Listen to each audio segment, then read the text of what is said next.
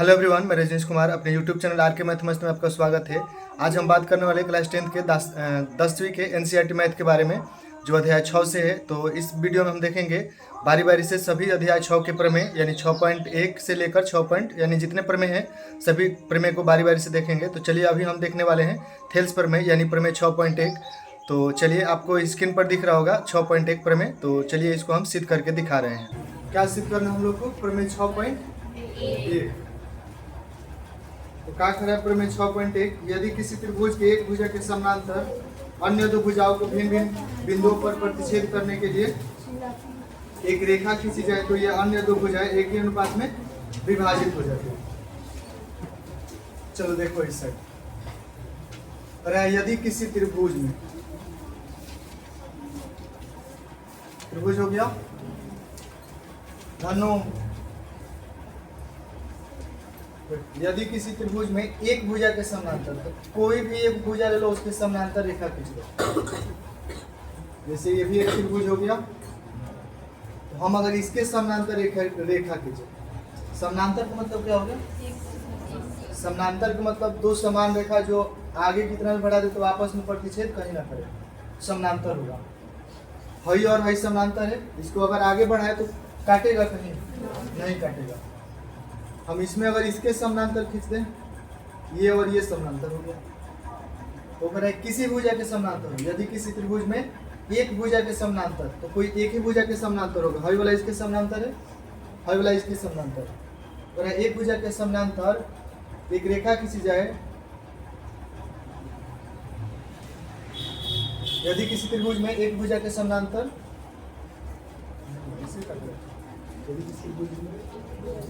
अन्य दो भुजाओं को, अन्य दो भुजा, इसे इसके समानांतर तो खींच दिया ना, तो अन्य दो भुजा को प्रतिच्छेद कर रहे हैं यहाँ पे। इसके समानांतर खींचे हैं, प्रतिच्छेद कर रहे हैं यहाँ पे। फिर इसके समानांतर खींचे हैं, प्रतिच्छेद कर रहे हैं यहाँ पे, ये दो भुजा को। यदि किसी त्रिभुज में एक भुजा के समानांतर दो भुजाओं को भिन्न भिन्न बिंदुओं पर प्रतिच्छेद करने के लिए एक रेखा खींची जाए, खींचे है रेखा, तो कह रहा है अन्य दो भुजा है। तो अन्य दो भुजा कौन बचा था? ये और एक ये। अगर ये एक ही अनुपात में विभाजित हो जाती है। अगर नाम रखे इसका A B C D, B C D E. कह रहा था कि यदि किसी त्रिभुज में एक भुजा के समानांतर अन्य दो भुजाओं को भिन्न भिन्न बिंदुओं पर प्रतिच्छेद करने के लिए एक रेखा खींची जाए तो ये अन्य दो भुजाएं एक ही अनुपात में विभाजित हो जाती है। मतलब ये ए बी बी डी बराबर ए ई सी हो रहा है। तो सिद्ध करना है, ये इसके समानांतर ये है। प्रमेय याद हो जाएगा। यदि किसी त्रिभुज में एक भुजा के समानांतर अन्य दो भुजाओं को भिन्न भिन्न बिंदुओं पर प्रतिच्छेद करने के लिए एक रेखा खींची जाए तो ये अन्य दो भुजाएं एक ही अनुपात में। आकृति इतना दिया है थेल्स प्रमेय में। ये हो गया हमारा ए बी सी, एक त्रिभुज है जिसमें डी ई समानांतर है बी सी के। समानांतर का मतलब जो दोनों रेखाओं के बीच की दूरी समान हो और उसके आगे कितना भी बढ़ाए आपस में प्रतिच्छेद ना करे, तो डी समानांतर बी सी है। उसके बाद ये डी एन लंब है, इस पर डी एन लंब है ए पर। तो लंब का मतलब हो गया कि ये वाला रेखा क्या है? सीधा है, एकदम लंब है, सीधा है। फिर एम ई लंब है ए डी पर है, और ये वाला डी को सी से और बी को ई से मिलाया गया है।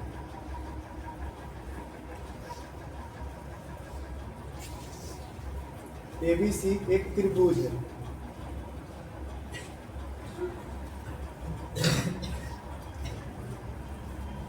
त्रिभुज है जिसमें समानांतर कौन है? डी समानांतर है बीसी के, है ये वाला डी समानांतर है बीसी के, हो गया। उसके बाद रचना में क्या लिखाएगा? ये डी एन लंब खींचे हैं ए पर, और इसे थोड़ा सा ये ऐसे टेढ़ा आया है तो ये भी टेढ़ा दिख रहा है, मतलब ये ऐसे है, एकदम सीधा है। ये वाला है डी एन और ये है ए ई, ऐसे है वो। यहाँ पे क्या है, ये लंब है। लंब मतलब 90 डिग्री सबको, यानी सीधा है वो। इस साइड भी वही है, इस साइड ये, यहाँ पे M है, यहाँ पे E है, यहाँ पे ये लंब है और इसका नाम है AD, दोनों साइड है। तो ये रचना हुआ है खुद से। हम लिख रहे हैं कि DN लंब खींचे हैं किस पर, A पर। DN ये लंब का संकेत है। DN लंब किस पर है, A तथा एक और है EM लंब, चाहे ME लंब AD। हो गया। उसके बाद सिद्ध करना हम लोग को, ये भी लिख सकते हैं, B को E से, D को C से मिलाया, B को E से तथा E को C को D से मिलाया। हो गया इतना। सिद्ध क्या करना है, सिद्ध करना है ये दोनों एक ही अनुपात में विभाजित होता है, यानी कि AD बटा DB बराबर AE बटा EC। आ रहा है इतना समझ में? ये वाला सिद्ध करना है कि AD बटा DB AE बटा EC, इतना सिद्ध करना है। आ रहा है समझ में ना? अब आगे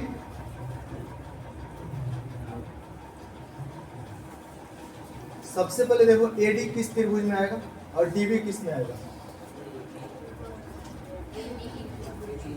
AD यानी छोटा वाला त्रिभुज ले तो, DB यानी ये वाला त्रिभुज ले तो ये वाला आ जाएगा।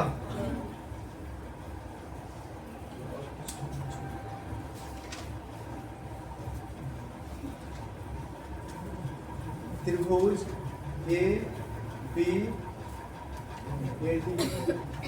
ABADE और त्रिभुज BDE में दो त्रिभुज है ना, दोनों का क्या करना है, क्षेत्रफल निकालना है। एरिया त्रिभुज ADE बटा एरिया त्रिभुज BDE। अब एरिया त्रिभुज का मतलब हो गया त्रिभुज का क्षेत्रफल। एरिया त्रिभुज का मतलब क्या हुआ, तो पूरा ऐसे भी लिख सकते हैं, त्रिभुज ADE का क्षेत्रफल। तो इतना लिखने से अच्छा है एरिया त्रिभुज लिख दिए। हिंदी भी लिख सकते हैं। त्रिभुज का क्षेत्रफल क्या होता है, 1/2 आधार गुणे ऊंचाई, बट्टा में वही 1/2 आधार गुणे ऊंचाई। अब जैसे ये वाला हम खींचे थे, ये वाला ऐसे खींचे थे, तो यहाँ था AD और यहाँ पे EM। तो इसके हिसाब से ये क्या हुआ, हमारा आधार हुआ, ये नीचे वाला आधार हुआ। त्रिभुज थोड़ा सा टेढ़ा है इसलिए वैसा दिख रहा है। आधार हमारा कौन सा होगा, ये होगा। तो यहाँ से 1/2 आधार कौन सा हुआ, AD, और ऊंचाई कौन सा,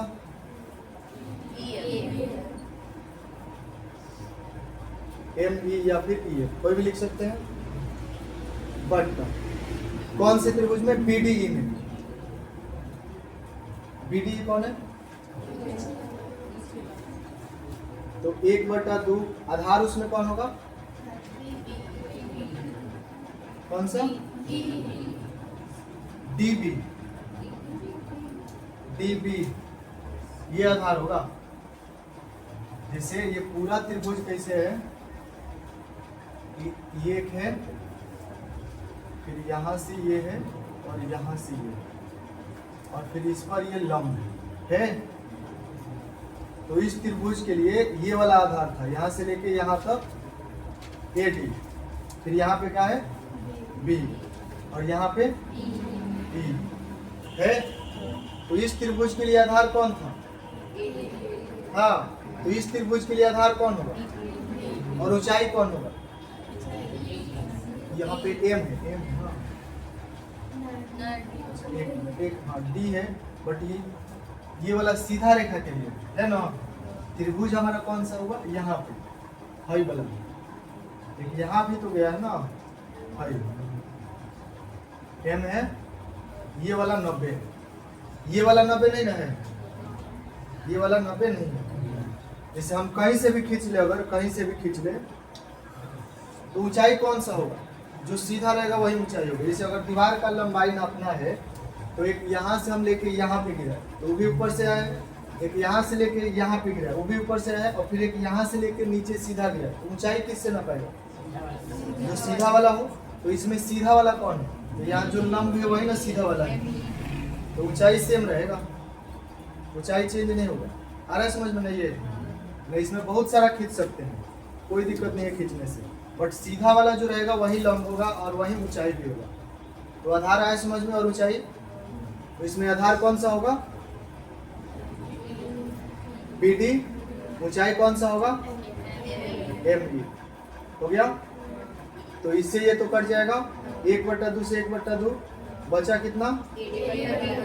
AD/BD। ये हो गया पहला समीकरण। एक आ गया ये वाला AD/BD, इसको लाना है। अब फिर वही त्रिभुज ADE और एक इस साइड का त्रिभुज ADE और त्रिभुज, जैसे ये वाला लिया था ना BDE, तो वैसे ये ECD चाहे CD चाहे DEC, त्रिभुज DEC में वैसे ये भी होगा। जैसे ये बना है एरिया त्रिभुज ADE बटा एरिया त्रिभुज DEC, त्रिभुज का क्षेत्रफल क्या होगा?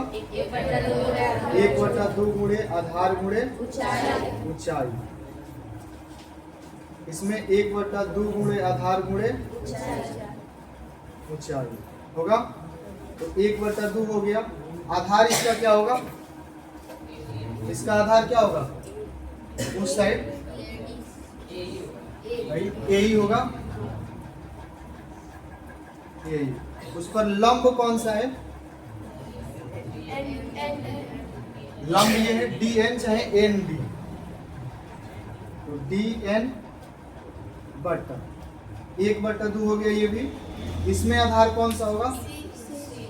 CE, या फिर इसको कह सकते हैं EC। ऊंचाई कौन सा होगा? ऊंचाई वही रहेगा DN, फिर DN से DN कटेगा, 1/2 से 1/2 कटेगा, बचा कौन यहाँ पे? AE/EC।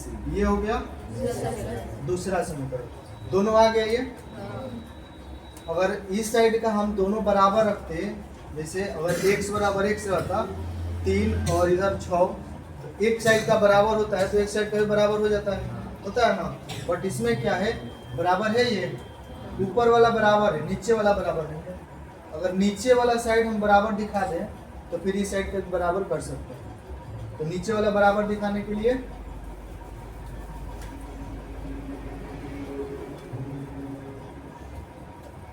कौन त्रिभुज है? BDE। और ये वाला कौन त्रिभुज है? यही वाला ना त्रिभुज है, ये वाला, ये वाला किस पर टिका हुआ है? D पर, D पर है, और ये वाला भी उसी पर है, इसी पर ना है। तो अगर हम दो त्रिभुज लें, जैसे उसी के रचना के आकार का, जैसे ऐसे है, ऐसे है, ये वाला यहाँ पे है, ये वाला यहाँ, ऐसे है, ऊपर से देखे तो उस साइड से। तो ये क्या हुआ? अगर आधार हम कह दे 10 और ऊंचाई सेम है, दोनों का ऊंचाई तो सेम था ना, तो ऊंचाई अगर हम कह दे कुछ भी 6, तो त्रिभुज का क्षेत्रफल क्या होगा? इसका 1/2 आधार गुणे ऊंचाई, आधार गुणे ऊंचाई, तो 1/2 हो गया। आधार कितना? ऊंचाई कितना? कितना?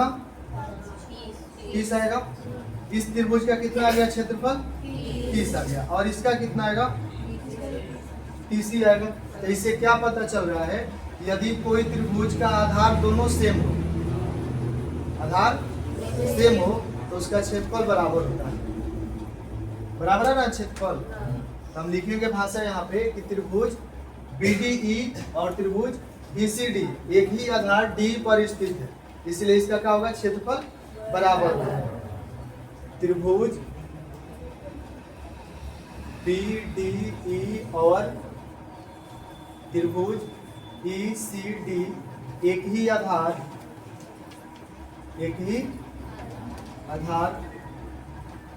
D पर स्थित है,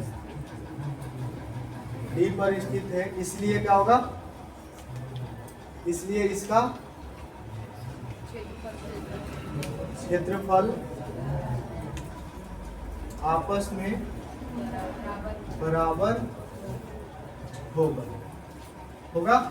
इसलिए हम लिख सकते हैं कि एरिया त्रिभुज BDE बराबर एरिया त्रिभुज ECD लिख सकते हैं।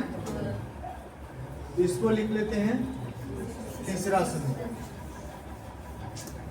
अब किसी एक का मान चेंज कर दें, जैसे BDE के जगह क्या रख सकते हैं ECD, या फिर DEC के जगह क्या रख सकते हैं, इसको भी ECD कर देते हैं। ECD एक ही नाम है, तो ECD के जगह BDE रख दे या फिर BDE के जगह ECD रख दे, तो कौन रखे, किसको चेंज करे, यहाँ इसको या फिर इसको, नीचे वाले को। तो समीकरण 3 का मान 2 में रखें। समीकरण 3 का मान 2 में रखने को। समीकरण 2 कितना है, एरिया त्रिभुज ADE बट्टा एरिया त्रिभुज ECD। तो ECD की जगह क्या रखना है BDE बराबर कौन सा AE बट्टा EC। ये हो गया। अब इसका और इसका एक साइड का बराबर हो गया, तो उस साइड वाला भी बराबर हो जाएगा। समीकरण कितना से 1 तथा 4 से क्या कर सकते हैं कि AD बटा BD बराबर AE बटा, यही सिद्ध करना था। हो गया, दिक्कत है कहीं, डाउट है, फिर से एक बार समझा दो। क्या था, कह रहा था कि एक त्रिभुज ABC है, अगर इसके समानांतर एक रेखा खींचते हैं अन्य दो भुजाओं को भिन्न भिन्न बिंदु पर प्रतिच्छेद करने के लिए, तो ये अन्य दो भुजाएं जो है एक ही अनुपात में विभाजित हो जाती है, सिद्ध करना था। तो हम भाषा लिखे यहाँ पे ABC एक त्रिभुज है, इसमें क्या है D समानांतर BC है। D समानांतर किसके है, BC। उसके बाद रचना में क्या किए कि DN लंब AE, यहाँ पे DN लंब AE और ME लंब AD खींचा, दोनों का लंब खींचे हैं। उसके बाद B को E से, यानी यहाँ पे B को E से और C को D से लाए हैं। सिद्ध करना था AD बटा DB और AE बटा EC। उसके बाद त्रिभुज लिए ADE, ऊपर वाला छोटा सा त्रिभुज ADE और त्रिभुज BDE, ये वाला BDE ये है। दोनों का क्षेत्रफल निकाले हैं। एरिया त्रिभुज ADE बटा एरिया त्रिभुज BDE, तो 1/2 आधार को ऊंचाई सूत्र होता है इसका भी वही सूत्र होता है। तो 1/2 वैसे लिखा गया। आधार क्या था इसमें ADE में, तो आधार था इसका AD, आधार हो गया AD। ऊंचाई क्या था जो इस पर लंब है ME लिखे हैं। फिर इस त्रिभुज में BDE में 1/2 आधार क्या था इसका BD, और ऊंचाई तो सेम रहेगा, ऊंचाई में चेंज नहीं होगा।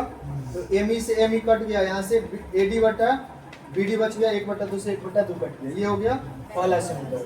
फिर वैसे ही ADE त्रिभुज दोबारा लिए हैं, ADE त्रिभुज। उसके बाद त्रिभुज ECD, इस साइड वाला ECD लिए है। दोनों का वैसे ही क्षेत्रफल 1/2 आधार गुण ऊंचाई, 1/2 आधार गुण ऊंचाई, 1/2 दोनों में लिखा है। आधार क्या होगा ADE में, उस साइड का यही होगा। उसका ऊंचाई क्या है? DN। फिर इसमें ECD में आधार क्या होगा? और ऊंचाई क्या होगा? DN। DN से DN कट गया, 1/2 से 1/2 कट गया और AE/EC लिखा गया। हम देख रहे हैं कि इसको दोनों को बराबर करना है, तो इसमें ये वाला साइड अगर बराबर हो जाए फिर इसको हम बराबर कर सकते हैं दोनों को। तो इसमें ऊपर वाला बराबर है, नीचे वाला चेंज है।